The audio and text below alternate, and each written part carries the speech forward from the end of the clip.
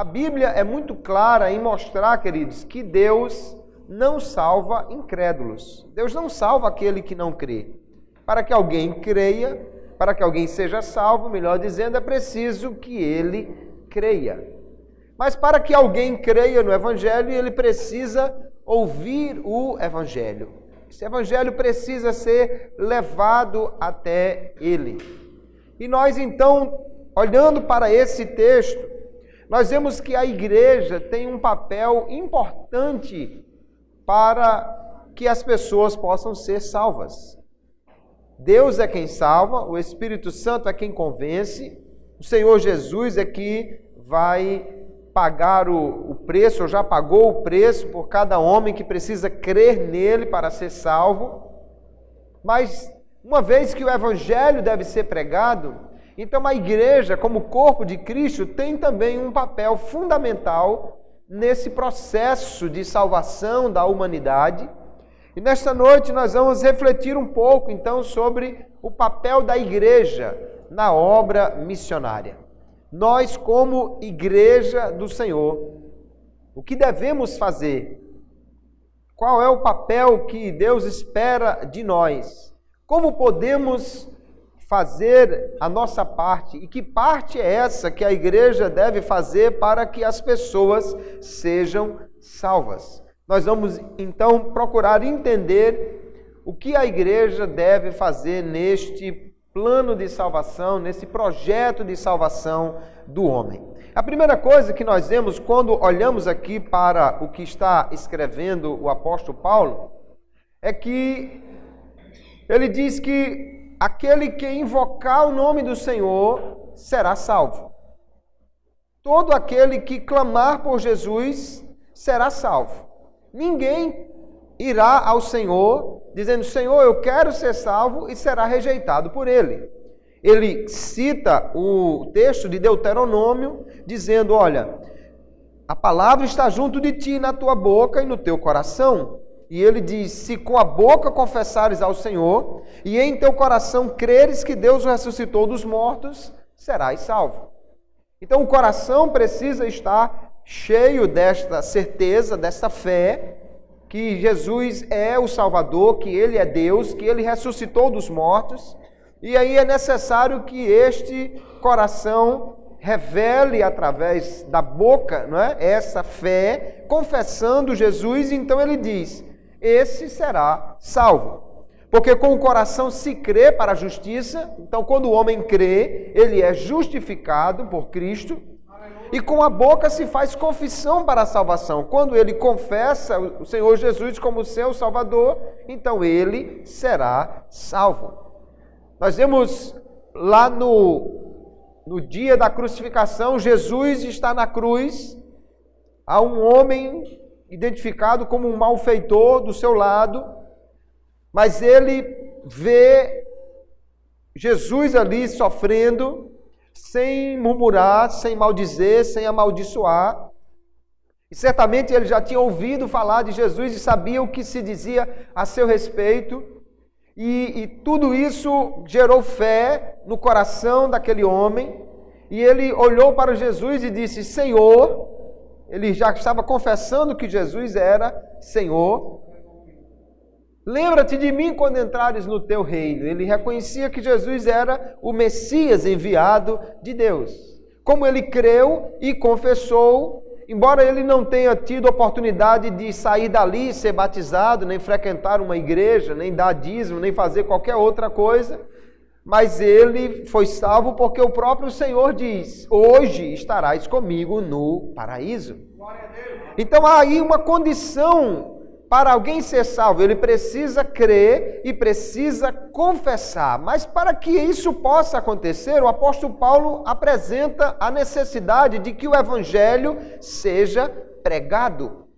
E aí ele vai dizer aqui algumas etapas para que alguém possa crer. Ele diz, todo aquele que invocar o nome do Senhor será salvo. Se alguém confessar a Jesus, se alguém chamar por Jesus, será salvo. Mas ele diz, como invocarão aquele em quem não creram? Ele precisa crer para poder chamar por Jesus. Como crerão se eles não ouviram?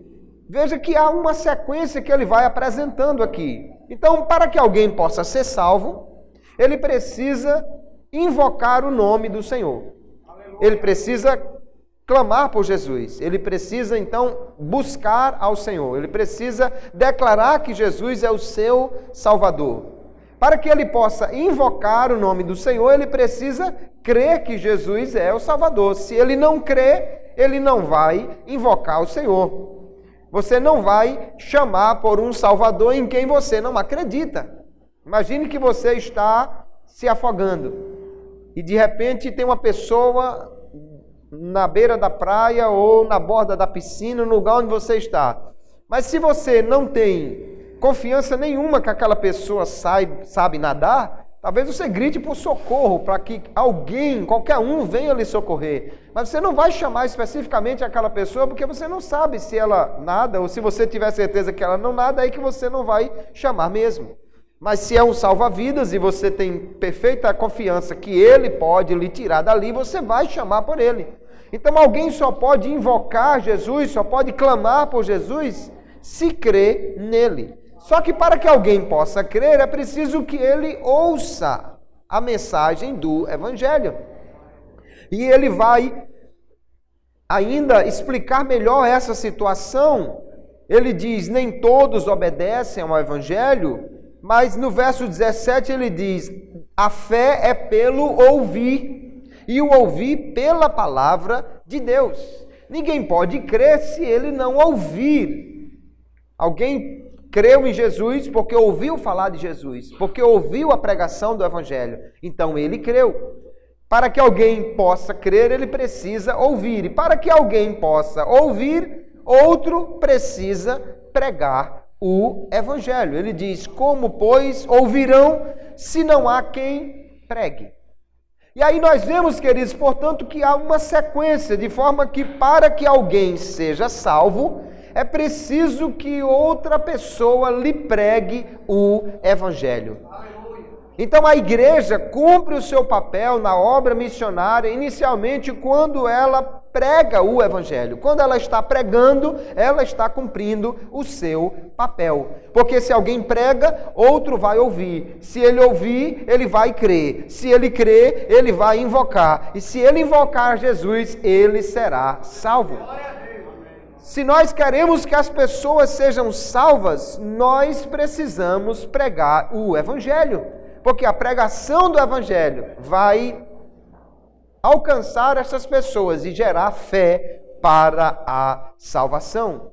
E aí, quando nós pensamos sobre a igreja pregando o Evangelho, precisamos entender que isso não é uma opção, que isso não é apenas uma coisa que você pode fazer ou não fazer, porque na realidade Jesus ordenou à igreja que pregasse o Evangelho. Nós vamos ver lá em Mateus capítulo 28, e Mateus é o Evangelho do rei. Jesus é apresentado como o rei que vem para estabelecer o seu reino, e as últimas palavras dele, registradas aqui no capítulo 28, portanto, não são um pedido, mas são uma ordem do rei para o seu povo, e ele diz, portanto, ide, fazei discípulos de todas as nações, batizando-os em nome do Pai e do Filho e do Espírito Santo. Jesus mandou aos seus discípulos, a sua igreja, isso inclui eu e você. Ele disse, ide, fazei discípulos de todas as nações. Quando ele falou de todas as nações, está incluído aí também o nosso bom e velho Brasil, que já tem muitas pessoas salvas, mas que ainda tem muitas mais, que ainda não foram alcançados pelo Evangelho, ou que ainda não confessaram Jesus como seu Salvador. Então esta ordem é para mim e é para você. Ide e fazei discípulos. Marcos registrou dessa maneira, disse-lhes, ide por todo o mundo e pregai o Evangelho a toda criatura. Fica mais clara ainda a nossa obrigação de ir e de pregar o Evangelho. A pregação do Evangelho, queridos, não é uma opção, é um mandamento do Senhor para a sua igreja. Para que você foi salvo? Somente para não ir para o inferno? Somente para ir para o céu? Não, Jesus me salvou e salvou você para que nós cumpríssemos também uma missão aqui nesta terra. Quando nós olhamos para o que ele disse aos discípulos lá em João capítulo 15, ele disse assim: vós não me escolhestes a mim, mas eu vos escolhi a vós e vos designei ou vos nomeei para que vades e deis fruto e o vosso fruto permaneça. Jesus está declarando, queridos, que Ele nos salvou, Ele nos chamou, nós somos alcançados por esta mensagem do Evangelho, mas uma vez que nós fomos salvos, não fomos agora salvos apenas para ficar balançando numa rede, tomando água de coco, esperando o dia do arrebatamento. Ele nos salvou para que nós fôssemos e dessemos fruto. E entre os frutos que nós precisamos dar, precisamos ganhar almas para Jesus. Há um hino na harpa bastante conhecido que nós cantamos, e a história desse hino diz de um irmão que aceitou a Jesus, e poucos dias depois que aceitou a Jesus, ele adoeceu gravemente e estava internado no hospital, e ele manda chamar o pastor, e ali ele pergunta: pastor, posso, tendo as mãos vazias, me encontrar com Jesus? Eu posso entrar no céu sem levar nada para Jesus? Eu não ganhei ninguém, eu não pude, sequer uma alma eu pude ganhar. E eu vou fazer o quê? Tanto tempo eu perdi, não fiz nada, vou entrar nos céus de mãos abanando? E agora, o que é que eu faço? O que Jesus vai dizer quando eu chegar lá? Ele vai dizer: olha, eu morri por você, eu dei minha vida por você, eu fiz tudo por você, e você o que fez por mim? E eu vou dizer o que a Jesus quando eu chegar lá? Era a preocupação daquele irmão. E aquele irmão realmente passou para a glória sem que pudesse ganhar almas para Jesus. E o pastor então escreveu o hino que nós cantamos: posso, tendo as mãos vazias, com Jesus me encontrar, quantas almas poderia ao Senhor apresentar? Agora, nós que não estamos hospitalizados e nem estamos à beira da morte, o que vamos dizer diante dessa situação? Nós vamos nos apresentar ao Senhor, e pode ser ainda hoje, se Ele vier arrebatar a sua igreja. Quantas almas nós vamos levar para Ele? Porque o apóstolo Paulo está dizendo: para que alguém seja salvo, ele precisa ouvir o Evangelho. E para que ele possa ouvir o Evangelho, alguém precisa pregar. E Deus já colocou em várias partes deste Brasil, desta cidade, deste bairro, pessoas para pregar o Evangelho. E essas pessoas somos nós. Na sua rua Ele colocou você, na sua família Ele colocou você, na sua repartição Ele colocou você, na escola que você estuda Ele colocou você, para que você possa pregar o Evangelho naquele lugar. Lembre-se que aonde você estiver, há muitas almas ao seu redor que precisam ser salvas, mas para que elas sejam salvas, elas precisam ouvir a pregação do Evangelho. E quando Jesus disse que nós devíamos ir e pregar o Evangelho, Ele não nos fez um pedido, mas Ele deu-nos uma ordem.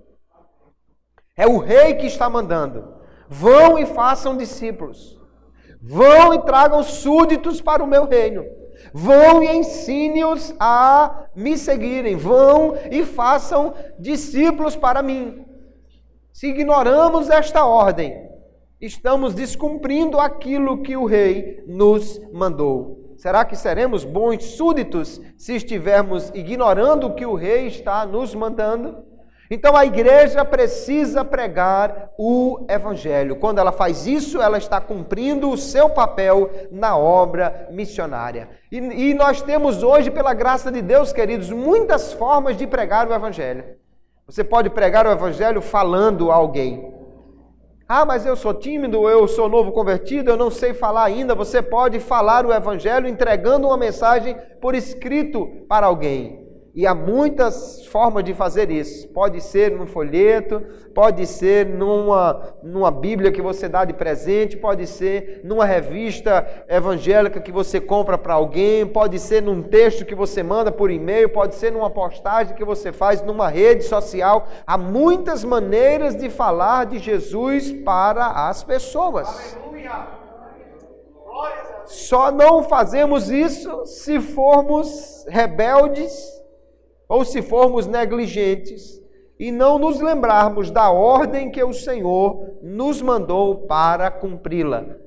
É o Senhor quem diz: ide e pregai o Evangelho. Se você prega, alguém ouve. Se alguém ouvir, o Espírito de Deus vai trabalhar no seu coração. A palavra vai gerar fé nele. Se ele crer, ele vai confessar. E se ele confessar e chamar por Jesus, ele vai ser salvo. Aleluia!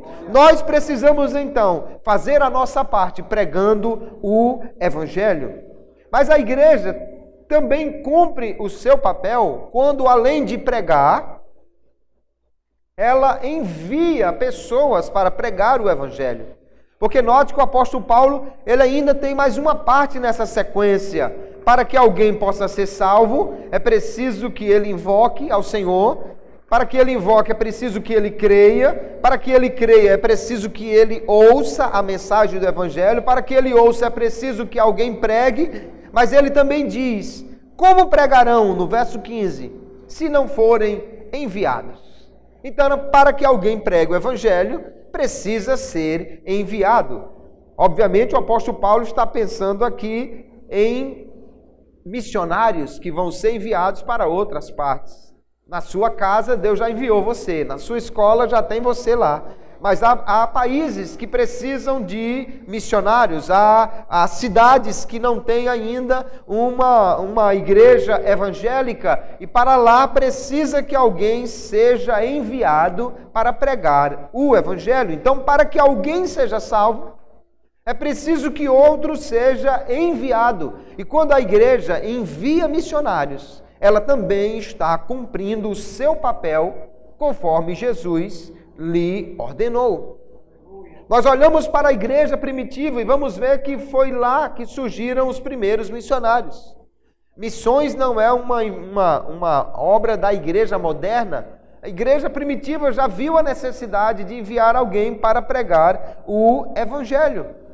E quando eles estavam se preparando para pregar o Evangelho, eles estavam também se preparando para enviar pessoas.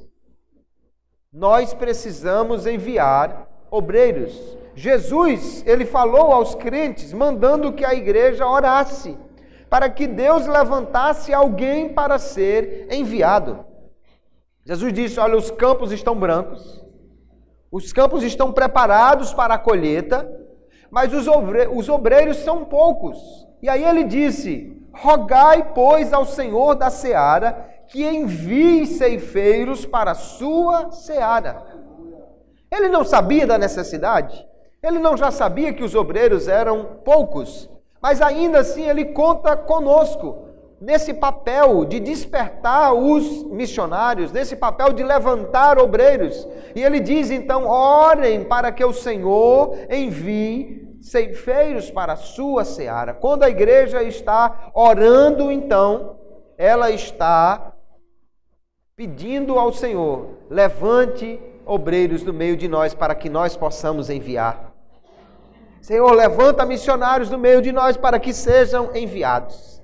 A igreja que ora por missões, ela ora para que Deus alcance os povos não alcançados. Mas ela ora por si mesma, para que Deus levante dentre ela missionários. Se você está orando pela obra missionária, Deus pode levantar você mesmo para ir e pregar o Evangelho. Aleluia.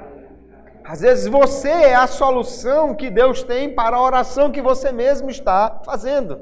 Senhor, levanta obreiros, levanta ceifeiros aqui, Senhor. E Deus pode levantar você mesmo para ir e pregar o Evangelho. A igreja primitiva orou, Deus levantou obreiros. E E quando ela estava pronta para enviá-los, ela orou por eles, para que Deus os abençoasse. Atos capítulo 13 diz: e servindo eles, a igreja lá em Antioquia, ao Senhor, e jejuando, disse o Espírito Santo: apartai-me a Barnabé e a Saulo para a obra a que os tenho chamado. Então, jejuando e orando, e pondo sobre eles as mãos, os despediram.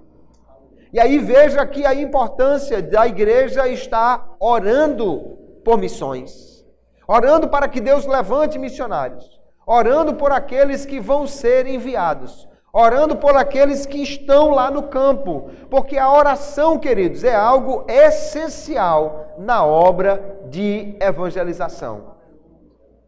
A igreja se reuniu durante 10 dias e orou lá em Jerusalém, esperando o dia de Pentecostes.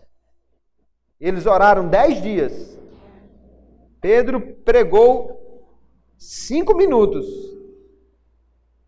e 3.000 almas se converteram.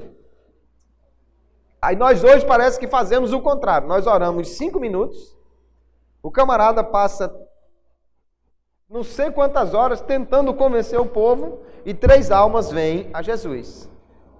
E vêm tão poucas almas a Jesus. Por que temos uma colheita tão pequena? Porque o povo de hoje é pior do que o daquela época, de forma nenhuma. O povo daquela época era tão ruim quanto o de hoje. É porque a comunicação é mais difícil. Não, a comunicação é muito mais fácil hoje do que naquela época. É porque nós oramos pouco. Os grandes ganhadores de almas, os grandes evangelistas deste século, do século passado, do século anterior, todos eles tinham grandes equipes de oração. Tinham pessoas que passavam o culto inteiro pregando, a semana inteira pregando, eram verdadeiros intercessores por aqueles que estavam pregando o Evangelho. Hoje, muitas vezes, o pregador está pregando e as pessoas estão conversando, estão batendo papo, algumas até estão fazendo algumas fotos para publicar em alguma rede social durante o culto, ou estão zapeando ali, trocando alguma mensagem com alguém que às vezes está noutra igreja também, num outro culto, e não estamos intercedendo. E não estamos orando. E quando oramos, nos lembramos muito mais dos nossos problemas do que da humanidade que está caminhando a passos largos para o inferno. Mas se a igreja quer fazer o seu papel, quer cumprir o seu papel, ela precisa pregar o Evangelho e ela também precisa orar para que Deus levante missionários e para que Deus abençoe aqueles que foram enviados. A igreja ora por aquele que foi enviado. Porque, irmão, não é fácil pregar o Evangelho. Mas ainda quando você está numa terra distante, num costume estranho, num idioma diferente, que você precisa pregar o Evangelho. O apóstolo Paulo, ele clama aos irmãos em Roma, aqui, aos crentes de Roma, a quem ele escreve no capítulo 15, verso 30, dizendo: rogo-vos, irmãos, por nosso Senhor Jesus Cristo e pelo amor do Espírito. Veja que é um pedido realmente muito importante. Ele está pedindo em nome de Jesus e pelo amor do Espírito Santo que colocou no coração deles. Ele diz que combatais comigo nas vossas orações por mim a Deus. Oração é um combate. Aleluia! O obreiro está lá lutando contra as hostes do mal, lutando muitas vezes contra a investida de demônios, lutando muitas vezes contra a perseguição, lutando contra a incredulidade do povo, lutando contra a sua própria dificuldade de se comunicar. A missionária Samira Santos contou uma vez que ela foi abordada por uma pessoa quando estava no campo missionário e havia pouco tempo que ela estava ali, não dominava ainda o idioma, e ela abriu a Bíblia e começou a falar de Jesus para aquela pessoa. Ela só lembra que abriu um texto da palavra de Deus e falou, nem ela mesma estava entendendo direito o que ela estava dizendo, quanto mais a outra pessoa. Mas depois a mulher aceitou a Jesus como Salvador e estava lá dando testemunho da graça de Deus. Isso é ação do Espírito Santo, porque não é fácil você pregar o Evangelho. numa cultura diferente. Nem mesmo na nossa cidade é tão fácil. Muitas vezes você está pregando para pessoas que não querem ouvir, porque a mente está cauterizada, porque a pessoa está tão envolvida com algumas coisas que lhe prendem, que não consegue se libertar daquilo para aceitar a Jesus como seu Salvador. Mas quando a igreja ora, as cadeias caem, os ouvidos mocos se destravam, aquilo que está bloqueando o cérebro para que a mensagem do Evangelho possa ali penetrar, é tirada aquela barreira. No nome de Jesus caem os sofismas, as barreiras mentais, vão sendo levadas a Cristo, as mentes, os pensamentos, e aí o Evangelho penetra e faz a sua obra de transformação. Nós precisamos cumprir o nosso papel como igreja também, orando pela obra missionária, orando por aqueles que aqui pregam o Evangelho. Se amanhã tem trabalho de evangelização, se sábado tem trabalho de evangelização, se na outra semana tem trabalho de evangelização, nós precisamos orar. Há pessoas, irmãos, que têm um chamado para ir e pregar. Há outras que dizem, eu não posso ir, eu não sei falar, eu não sei fazer isso ou aquilo, mas você pode orar. Porque falar com Deus você sabe. Pedir ao Senhor que abençoe, você sabe. Mesmo o crente com menor habilidade na palavra de Deus, ele pode dobrar os seus joelhos e dizer, Deus, salve as pessoas na minha rua, na minha casa, no meu trabalho. Senhor, levanta pessoas dentro dessa igreja para pregar o Evangelho, abençoa aqueles que estão pregando, vai à frente deles, derruba as muralhas, põe por terra, Deus, os impedimentos. Senhor, abre os corações, as mentes, traz, Senhor, uma palavra penetrante a este povo. Tira, Senhor, os sofismas, as barreiras que estão impedindo. Você pode orar. E a sua oração fará com que as pessoas ouçam a palavra de Deus. Paulo ora, pede aos Efésios, dizendo, orando por todos os santos e por mim. E é impressionante porque ele está preso. Efésios é uma das epístolas da prisão. Mas ele não ora dizendo, para que me abra a porta para eu fugir da cadeia. Ele não pede, ore para que abra a porta e eu saia da prisão, mas ele diz, ore para que me seja dada no abrir da minha boca a palavra com confiança. E na epístola gêmea de Colossenses ele diz, para que Deus nos abra a porta da palavra, a fim de falarmos do mistério de Cristo. Veja como ardia o coração desse homem pela evangelização. Ele está preso. E em vez de ele pedir que a igreja ore para que Deus abra a porta para ele fugir da prisão, ele diz, olha, eu estou aqui. E muitos da guarda pretoriana estão ouvindo de Jesus porque estão presos. E até muitos irmãos que estavam meio com medo de pregar, agora tomaram coragem com a minha prisão. Ele escreve aos Filipenses, capítulo 1, dizendo isso. E ele diz, orem por mim, para que Deus me abra a porta. Que porta, Paulo? A porta para você fugir da cadeia? Não. Aqui na cadeia, que ele abra a porta da palavra, para que eu possa pregar o Evangelho. E quando a igreja ora, Deus abre a porta lá. Aleluia, Deus abre a porta naquela comunidade, Deus abre a porta naquela escola, Deus abre a porta. Eu estava conversando há um tempo atrás com um obreiro que está trabalhando num distrito do nosso estado, um distrito que muitas vezes a igreja tentou abrir uma igreja lá, mandou um missionário para lá, não deu certo, mandou outro obreiro para lá, não deu certo. Muitas vezes a igreja tentou abrir um trabalho nesse distrito e nunca deu certo. As pessoas não alugavam casa para o pastor, as pessoas não davam ouvidos ao pastor. Mas certamente tinha alguém orando, Deus abre uma porta lá naquele distrito. E aí esse irmão era funcionário de uma escola do governo e foi enviado para trabalhar lá nesse distrito, naquela escola. E aí então alugaram uma casa para ele, porque ele era colega de alguém lá no colégio. E ele, na sua casa, começou a pregar o Evangelho e começou ali um trabalho de ganhar almas para Jesus. E ele disse que depois de meses que estava pregando, veio a primeira alma para Jesus.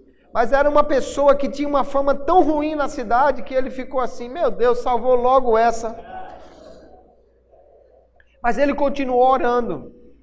E um dia, uma mulher que era uma das mais influentes no catolicismo naquela cidade, uma pessoa que, quando o padre não ia lá, ela era quem dirigia os trabalhos, era quem fazia toda a reunião acontecer.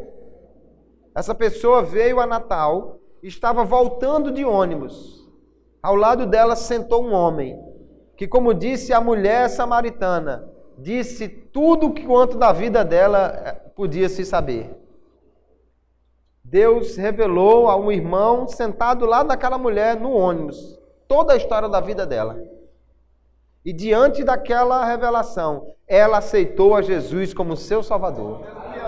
E quando chegou lá no distrito, procurou o pastor e disse, pastor, eu quero ser crente, porque aconteceu assim, assim, assim, e contou a história. E Deus foi salvando vidas naquele lugar. Porque certamente tinha alguém orando, Deus abre uma porta naquele distrito. Deus abriu uma porta, colocou um obreiro lá, e o obreiro começou a orar, Jesus salva pessoas neste lugar. E Jesus salvou uma. É Jesus, mas essa daqui, não, agora eu vou salvar a outra que tem a maior influência religiosa nesse local. E Jesus salvou porque Deus ouve as orações dos crentes. A igreja ora pelos que estão enviados, ora pelos outros cristãos. E o texto de Tiago, capítulo 5, nos diz por que nós devemos orar.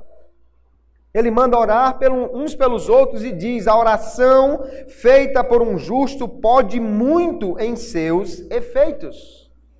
A oração não é algo apenas para passar o tempo, nem para aliviar a mente. A oração é um pedido de um filho ao Pai, que é o Deus Todo-Poderoso. Por isso ele diz, a oração pode muito em seus efeitos. Se nós nos lembrássemos disso, queridos, nós oraríamos mais. E oraríamos para que Deus abrisse as portas.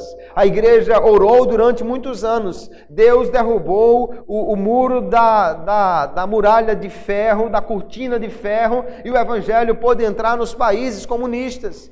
Deus continua atendendo às orações dos crentes.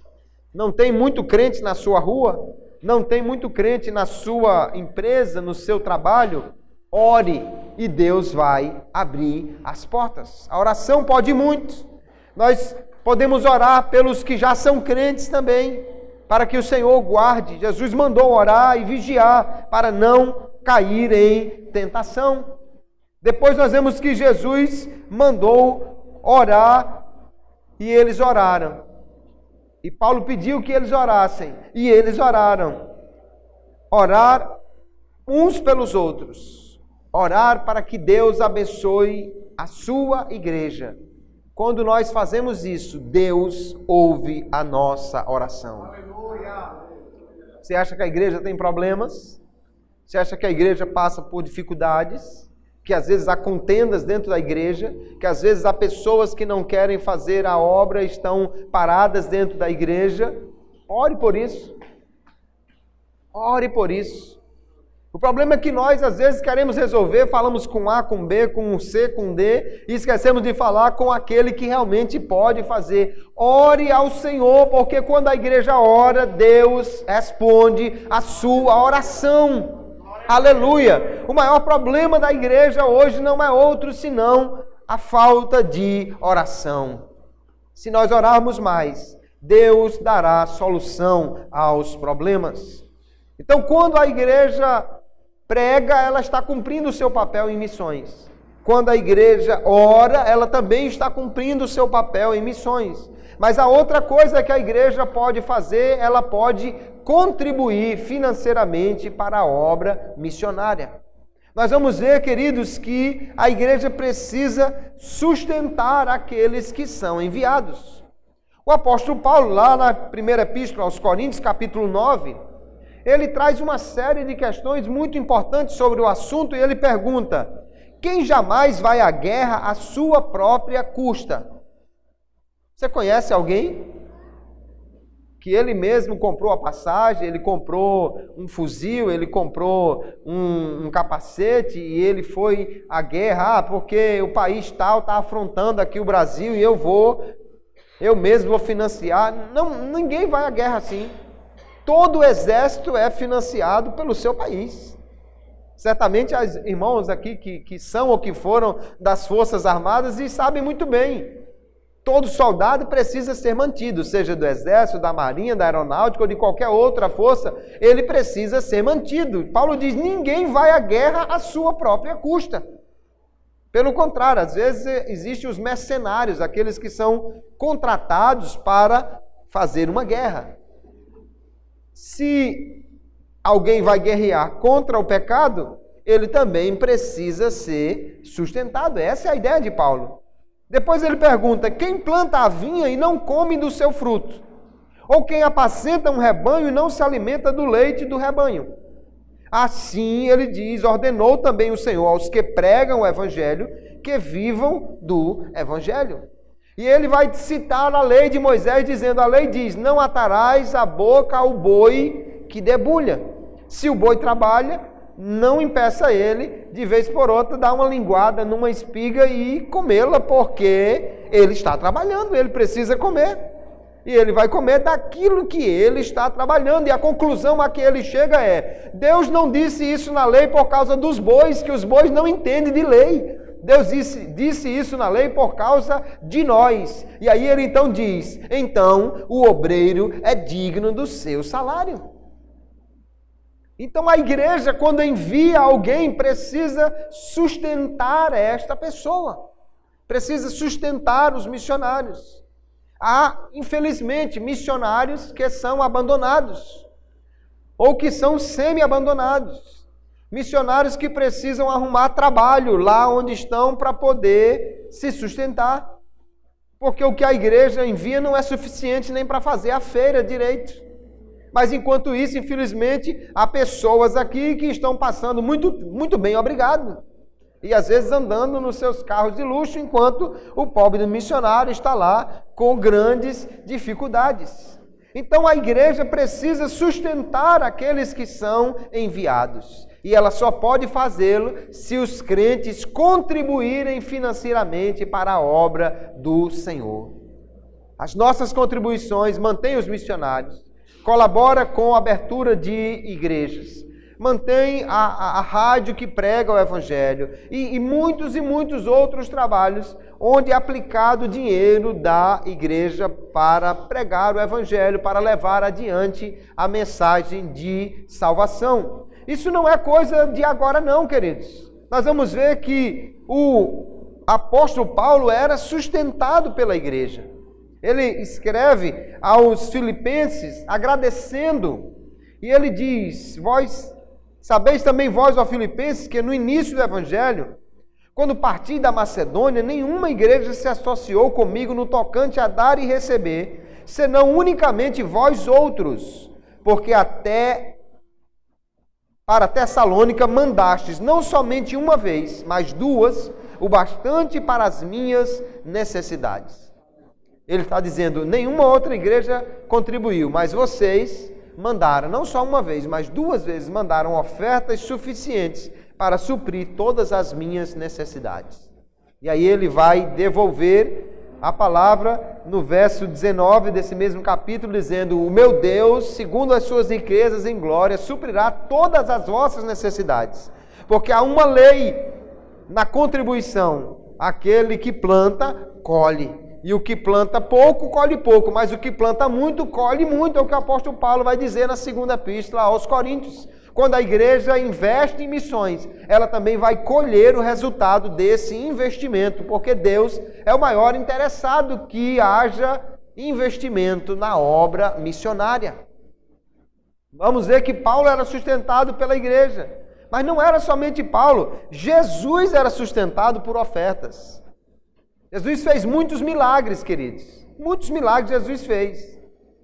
Mas só uma vez ele mandou Pedro tirar dinheiro da boca de um peixe e era para pagar o imposto. Não há notícia que Jesus tenha um feito surgir da terra um pezinho de dinheiro. Até porque se tivesse, eu ia saber onde era que ele deixou a semente disso, né? Ele não há notícia que ele orou e caiu do céu. Ele era sustentado por ofertas. Veja o que Lucas diz lá no capítulo 8. Andava Jesus de cidade em cidade, de aldeia em aldeia, pregando e anunciando o evangelho do reino de Deus, e os 12 iam com ele. E também algumas mulheres que haviam sido curadas de espíritos malignos e de enfermidades, as quais lhe prestavam assistência com os seus bens. Mulheres que foram salvas, mulheres que tinham uma boa condição financeira. Já existiam naquela época mulheres que eram comerciantes, como Lídia, né? Mulheres que tinham um recurso e que agora ofertaram a Jesus. Tão gratas estavam no seu coração, porque foram libertas de demônios, de possessão demoníaca, e agora seguiram a Jesus e aplicaram os seus recursos para que ele pudesse se manter. Judas era o tesoureiro, ele tinha a bolsa. E Jesus não usava aquele dinheiro só para ele próprio, não. Também usava para ajudar os pobres. Porque no dia da última ceia, da última Páscoa, quando Jesus estabeleceu a ceia, que Judas saiu, alguém pensou, ele tem a bolsa e ele está indo distribuir alguma coisa para os pobres. Jesus era sustentado por ofertas. Então Jesus e o apóstolo Paulo aqui são dois ícones da igreja. O maior de todos, Jesus, e o primeiro grande missionário, o apóstolo Paulo, e eles dependiam de ofertas. Ainda hoje é assim. Se nós queremos ver missionários, nós precisamos ter ofertas missionárias para sustentar estes homens. Se nós queremos ver o evangelho sendo pregado, nós precisamos também investir financeiramente. Às vezes nós investimos tanto em coisas que não são tão importantes, e investimos muito pouco na obra de Deus. Há um levantamento que as agências missionárias fazem e mostra uma realidade, infelizmente, perturbadora, que os crentes gastam muito mais dinheiro com Coca-Cola do que com obra missionária. Precisamos mudar essa história e investir mais na obra de missões. Quando o crente contribui, ele está também cumprindo o seu papel na obra missionária. Agora, quando você contribui, você está contribuindo para que outro vá. Às vezes é o que nós pensamos, né? Eu até conheci um irmão que o pastor dizia, vou enviar você para missões. E ele disse, não, Jesus vai me dar dinheiro para sustentar missionários. E o pastor disse, nada disso, você é que vai ser enviado. A igreja também cumpre o seu papel quando ela se prepara para ser enviado para a obra missionária. Fazer missões, queridos, principalmente missões transculturais, requer uma sólida preparação. Pense comigo, primeira exigência para aquele que vai ser enviado. Quem pode falar daquilo que não conhece? Então, antes de ser missionário, você precisa conhecer a Bíblia, precisa conhecer a teologia, precisa conhecer aquilo que você vai ensinar. Aqui em Natal é muito fácil. Se o camarada não tem um conhecimento lá muito grande, ele faz um seminário, convida um irmão, ele vem e prega. Ele faz um estudo, convida um outro irmão, ele vem e prega. Mas o missionário que está sozinho lá no outro lado do mundo, quem prega é ele, quem ensina é ele, na escola dominical é ele, no culto matutino é ele, no culto de doutrina é ele, na pregação é ele, tudo é ele. E depois que a igreja começar a crescer, é ele e aqueles a quem ele ensinou. Mas se eles aprenderam de quem não sabe, o que é que eles vão ensinar? Então, para que alguém possa ir para o campo missionário, alguém sonha. Jesus fala em missões, ele já está sonhando com um avião. Antes de sonhar com um avião, sonhe com uma cadeira no curso teológico para poder você aprender e ter o que ensinar lá. Eu lembro que a igreja no Rio Grande do Norte, na cidade de Mossoró, enviou, algumas décadas atrás, uma missionária para a China. Mandou literalmente a irmã para a China.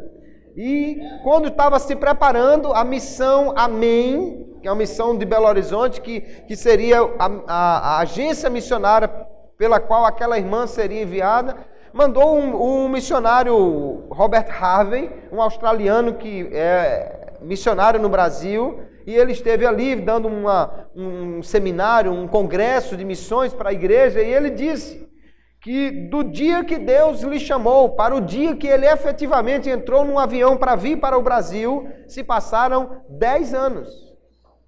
Nesses 10 anos, ele foi estudar a palavra de Deus, ele foi fazer o curso teológico, ele foi estudar a Bíblia, ele foi pregar o evangelho lá na cidade dele, ele foi se preparar para que pudesse ser enviado.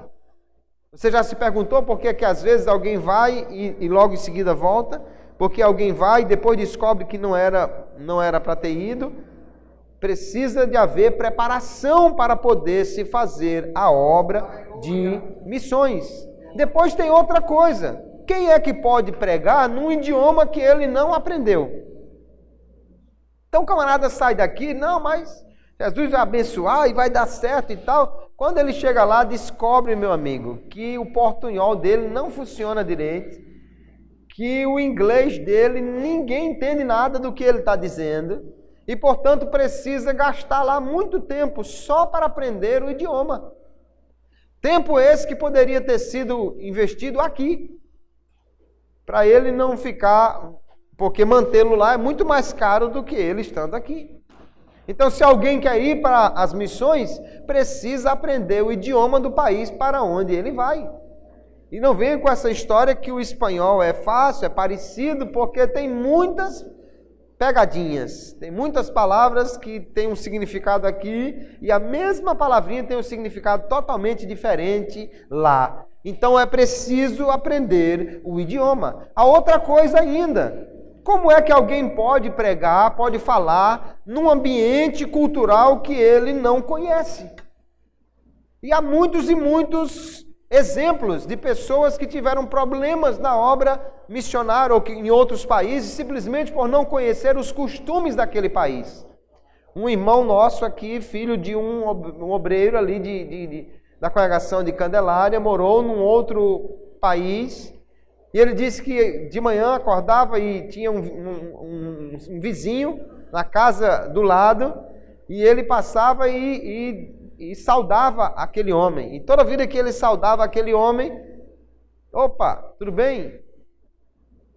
O camarada fazia uma cara feia para ele. Botava uma cara terrível para ele. E ele no outro dia passava e de novo. E o camarada fazia uma cara mais feia ainda para ele. O que é que está vendo? E depois ele descobriu que essa saudação que ele estava utilizando lá, opa, era um palavrão naquele país. Por isso que o camarada está fazendo uma cara feia para ele. Às vezes uma coisa tão simples, né? Tão simples, mas que pode causar sérias barreiras para alguém pregar o evangelho. Porque não há uma boa comunicação, porque não conhece os costumes, porque não sabe como se vive naquele local. Eu conheci um missionário nosso que ele foi, e ele é acostumado aqui, aquele irmão muito extrovertido, e quando chegou lá, ele na primeira semana conheceu os irmãos da igreja, que ele seria o pastor, e disse, olha, eu vou na sua casa almoçar lá, tomar café e tal, porque ele queria logo se entrosar com os irmãos, e o irmão disse, olha, na minha casa mesmo não. E ele disse, e agora? O povo não gosta de mim, eu vou voltar, e o pastor lá disse, não, é porque aqui não é assim não. O camarada não chama você para tomar um café na casa dele, depois, no mínimo um ano que ele lhe conheça, para poder lhe chamar para você tomar café na casa dele. Está pensando que está no Brasil, é? O Brasil é que o camarada está passando na porta, o camarada nem conhece ele direito, mas porque outro disse, não, esse é filho de fulano, não sei quem. Rapaz, entra aí, vamos tomar um cafezinho. E há dificuldade por não conhecer o ambiente cultural que está lá. E ainda outra coisa, irmãos, como é que alguém pode desenvolver um trabalho evangelístico usando ferramentas que ele nunca usou? Tem gente que aqui nunca foi num culto ao ar livre, nunca organizou uma cruzada, nunca fez evangelização de casa em casa, nunca fez visita a alguém que está afastado, nunca distribuiu literatura, nunca montou um grupo de estudo no lar, nunca fez nada disso. Mas diz que tem um chamado missionário e que vai para as missões. Se vai, eu estou querendo saber o que é que ele vai fazer lá. Porque ele nunca evangelizou aqui, como é que ele vai evangelizar lá? Ele não sabe nem como é que se monta um grupo de estudo no lar, como é que ele vai fazer lá? Ele nunca organizou uma cruzada, como é que ele vai fazer lá? Ele nunca saiu de porta em porta evangelizando, como é que ele vai fazer lá? Então, se você tem uma chamada missionária, se você tem o desejo de ir para missões, comece a evangelizar aqui. Comece a pregar o evangelho aqui, comece a receber porta na cara aqui, comece a correr de cachorro que o camarada soltou porque você chegou na casa dele aqui, comece a ter dificuldades de montar um grupo de estudo em casa aqui, comece a ver a grande dificuldade de montar uma cruzada, o que precisa de autorização, de papel na burocracia para poder ser liberado aqui. Quando alguém estiver evangelizando bem aqui, quando estiver fazendo bem o trabalho aqui, aí ele poderá fazer lá. Imagina que o camarada que não conhece a Bíblia, que não sabe falar o idioma do país que ele foi, que não conhece os costumes de lá e que nunca evangelizou aqui. O que é que ele vai fazer num campo missionário? Nada. A não ser chorar e telefonar pedindo para voltar, porque ele não sabe fazer nada lá. Então, missões é algo que às vezes alguém acha muito empolgante, mas é preciso que a igreja se prepare para ir para o campo missionário. Se você tem um chamado, se Deus tem lhe falado, se o Senhor tem lhe dado sonhos, se tem usado alguém para você falando da obra de missões, do campo missionário, não fique empolgado querendo comprar a passagem, não. Antes, vá se preparar. Conheça a palavra de Deus, conheça a teologia, conheça o idioma, conheça os costumes, conheça os métodos evangelísticos. Só assim você poderá ir para o campo missionário. Se a igreja não se prepara, não poderá também ir para as missões transculturais. Então, queridos, quando os crentes entendem qual é o seu papel na obra de missões, aí eles podem cumprir realmente o seu papel. Primeiro, eles podem pregar o Evangelho. Quando a igreja prega o Evangelho, alguns vão ouvir, esses que ouvem vão crer e serão salvos. Se você não pregar, quem vai ouvir? Se as pessoas não ouvirem, como elas serão salvas? Se a igreja também ora, aqueles por quem ela ora, Deus vai levantar obreiros, Deus vai orientar na separação desses obreiros e Deus vai abençoar esses obreiros na obra missionária para que eles possam fazer essa obra prosseguir. A igreja também contribui e quando a igreja contribui, então há recursos para enviar os obreiros e aqueles que são enviados são mantidos dignamente. Não podemos enviar missionários para viver com um café ralo e bolacha quemicac. Precisamos enviá-lo para que ele possa fazer a obra. Alguém diz assim, não, irmão, mas tem que fazer a obra por fé. Fé, meu irmão, que Jesus vai salvar. Não é fé que vai chegar todo dia o café da manhã que não tem dinheiro para comprar, não. Essa parte aí já é para ele estar descansado. É para nós garantirmos o sustento dele. A fé que ele precisa ter é para expulsar demônios, para pregar o evangelho e ver as pessoas sendo convertidas. Porque aí também é fé demais. O camarada está na mesa orando para ver se aparece algum almoço que não tem nada para botar na mesa. Uma vez na vida, vá lá que seja, mas todo dia é demais. É muita fé para viver desse jeito, né? Nós precisamos sustentar os obreiros. Quando a igreja entende o seu papel, os crentes se preparam e aí há obreiros prontos para ir para realizar a obra. E a igreja então cresce e é edificada na palavra de Deus. Que Deus os ajude, que os crentes possam entender o seu papel na obra missionária. Você precisa pregar, você precisa orar, você precisa contribuir, você precisa se preparar para fazer a obra de evangelização. Que Deus os ajude então, que nós depois de ouvirmos isso, possamos então fazer alguma coisa. Não adianta só você estar ouvindo o que eu estou dizendo. Realmente, irmãos, que dificuldade, né? Que problema. Aquela palavra lá, realmente deu certo, né? Foi na semana de missões, a palavra tinha tudo a ver, né? Que maravilha, tal. Não estou trazendo uma mensagem para isso. Essa mensagem é para nós pensarmos de o que nós devemos fazer então agora. Se você sabe o seu papel, o que nós devemos fazer? Nós devemos fazer, queridos, é pregar o Evangelho. Não adianta ficar só pensando como seria bom se pregássemos. Vamos pregar o Evangelho. Faça a sua parte. Pregue falando, pregue distribuindo um folheto, pregue colocando alguma coisa na porta do seu vizinho. Eu ouvi de pessoas que pegaram CDs ou DVDs de mensagem evangelística e presentearam seus vizinhos.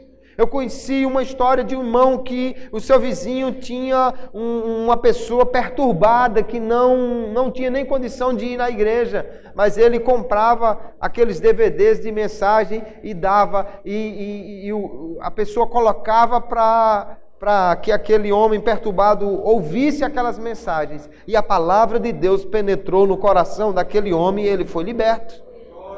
Aleluia, há muitas maneiras de pregar o Evangelho. O que nós não podemos é ficar de braços cruzados. Nós precisamos orar mesmo, orar todos os dias, orar para que o Senhor levante obreiros, orar para que o Senhor salve vidas. Você está orando pelo seu bairro, está orando pela sua rua, está orando por essa cidade.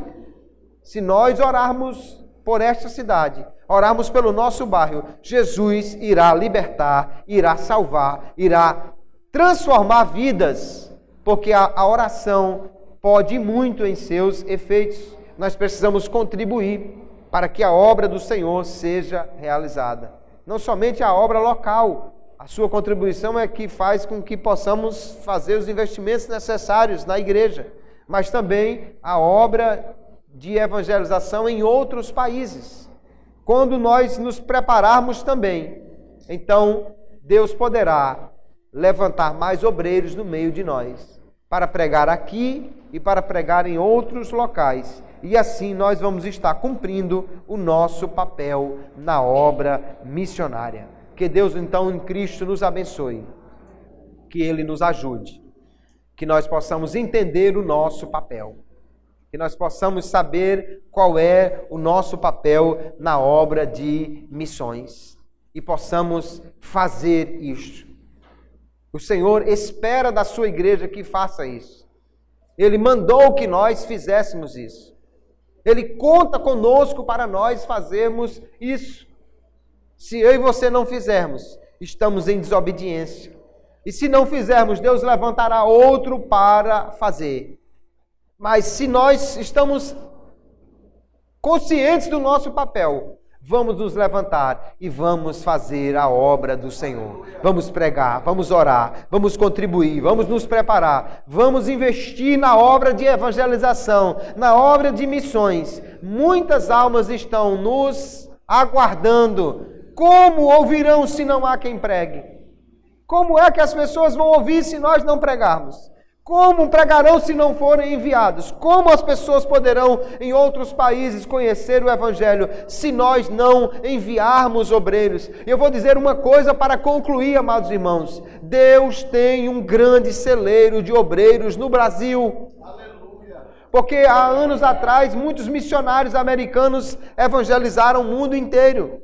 Mas hoje, por questões políticas principalmente, muitos países não abrem mais as portas para os americanos. Mas quando eles veem um brasileiro, eles estão logo abrindo os braços. Pastor Satiro, um brasileiro que é pastor em outro país, é um pastor lá na Colômbia, ele disse que chegou num país da Ásia e ele havia esquecido a sua carteira de saúde, lá de onde havia partido, e agora não podia entrar no país sem a carteira de saúde. Alguém chamou o encarregado lá na alfândega e disse: olha aí, quando ele abriu o passaporte dele, disse brasileiro, Pelé, Ronaldinho, futebol, pentacampeão, vamos aqui, vamos resolver e tal. E aí resolveram da forma que podia ser resolvido, ainda arrumaram uma bola, ele ainda bateu uma foto com essa bola lá, embora que ele disse que não sabe jogar coisa nenhuma. Mas quando o mundo olha para o Brasil, pensa em festa, em carnaval, em futebol, em não sei o quê, e as portas se abrem porque nós não temos inimigos. E nós, então, somos um grande celeiro. A igreja tem liberdade aqui no Brasil. Mas nós precisamos aproveitar isso. Porque senão Deus vai levantar outro no nosso lugar. Porque senão Deus vai abrir as portas para outros países. Se nós não fizermos aquilo que Ele nos dá a condição hoje de fazer. Vamos orar para que Deus levante missionários no Brasil, para que a igreja do Senhor desperte para ser o grande celeiro para a evangelização do mundo nesta última hora. Jesus está voltando, nós precisamos fazer aquilo que Ele nos mandou para não chegarmos de mãos vazias no céu, e só podemos fazer isso quando a igreja entender qual é o seu papel na obra missionária e se levantar com ousadia para fazer aquilo que o Senhor nos mandou. Amém, queridos irmãos? Você entendeu o seu papel? Então agora cumpra esse papel. Deus irá usar você para ganhar muitas vidas para a glória do seu santo nome.